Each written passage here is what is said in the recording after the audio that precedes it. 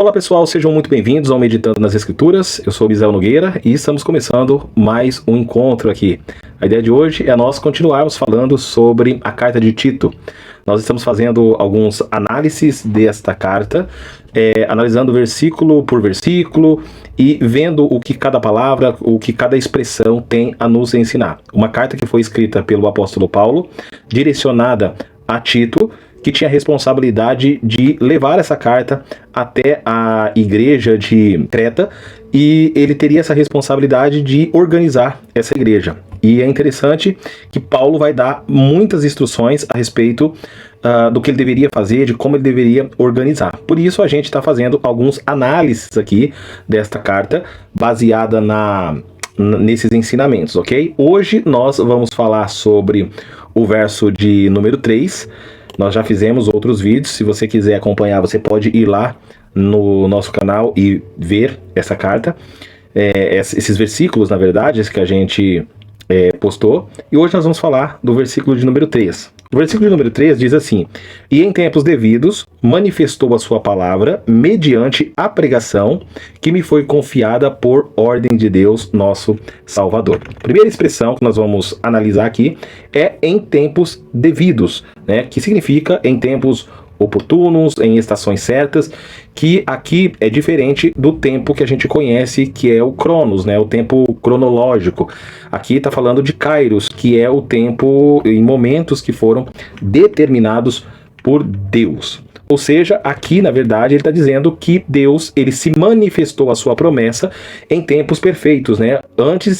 Não antes e também nem depois, mas no tempo certo, porque Deus fez segundo o seu plano. Nós já vimos isso, segundo o seu plano, nos versos anterior. Em segundo, o texto vai dizer que Deus, ele manifestou a sua palavra. Aqui, manifestou tem a ver com a questão de revelação, né? Aquilo que estava oculto veio à tona, ou seja, veio também à luz. E aqui se refere a uma outra verdade aqui também, é que manifestou o quê? A sua palavra, que aqui se refere à mensagem do Evangelho, a revelação da salvação através da pessoa de Cristo. Ou seja, aqui a promessa eterna aqui, ela tornou-se visível, se tornou visível na história por meio da proclamação do Evangelho. E aí o texto diz que foi mediante a pregação. Aqui se refere a esse conteúdo central da fé cristã, né? A morte e ressurreição de Jesus Cristo como um cumprimento dessa promessa. Para isso, eu quero ler um texto que diz lá na carta de 1 Coríntios, do capítulo 15, do versículo 1 ao versículo de número 4, que diz assim: "Irmãos, venho vos lembrar-vos do evangelho que vos anunciei, o que recebeste e no qual ainda perseverais.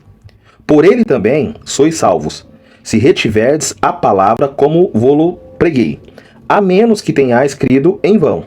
Antes de tudo vos entreguei o que também recebi, que Cristo morreu pelos nossos pecados segundo as Escrituras, e que foi sepultado e ressuscitou ao terceiro dia segundo as Escrituras", que é o que Paulo está tentando passar aqui para ele, aqui, que foi mediante a pregação do Evangelho, e essa pregação aqui, ela deve ser pregada exatamente como aquilo que ele recebeu de Cristo. Então, o Evangelho aqui, ele não é apenas ensinado, ele precisa ser anunciado, mas anunciado também com autoridade. Aí o texto continua dizendo que me foi confiado por ordem de Deus, né? Então, Paulo aqui está dizendo que ele recebeu essa responsabilidade como mordomo do Evangelho.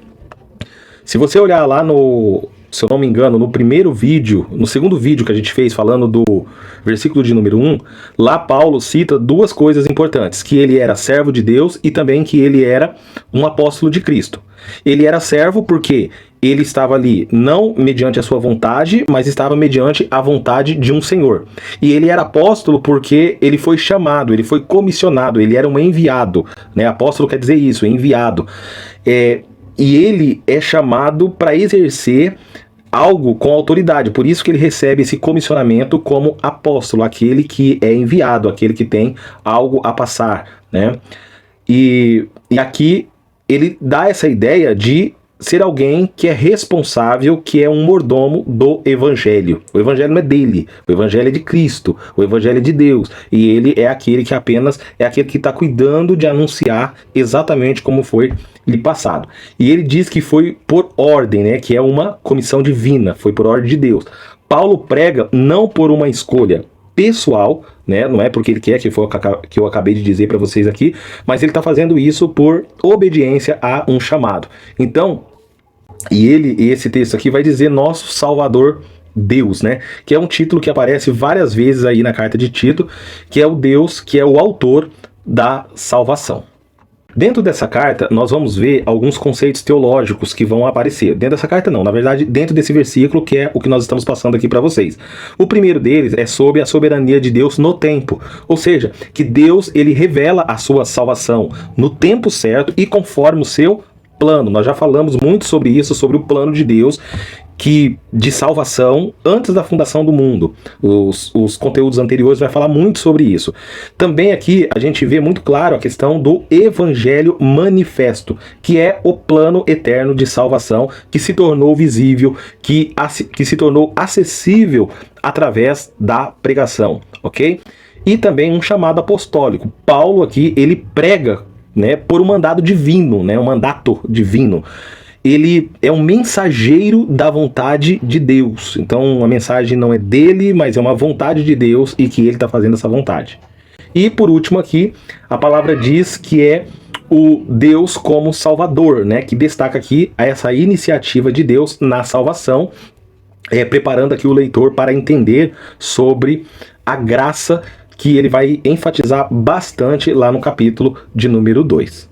De maneira prática, nós vemos aqui que o evangelho, ele não é uma invenção humana. Ele foi revelada no tempo certo e ainda hoje o poder de Deus, ele atua para salvar as pessoas, ok? Além disso, nós vamos ver que Deus aqui, ele vai confiar essa mensagem do evangelho a pessoas comuns, como Paulo, também a nós, né, que é uma missão extraordinária aqui de anunciar a questão da vida eterna. E também o nosso chamado é por ordem divina, né? Deus nos envia com autoridade. Então, ele nos chama, mas ele vai nos capacitar para exercer essa mensagem, que é o que descreve o livro de Mateus, capítulo de número 28, do versículo 18 a 20.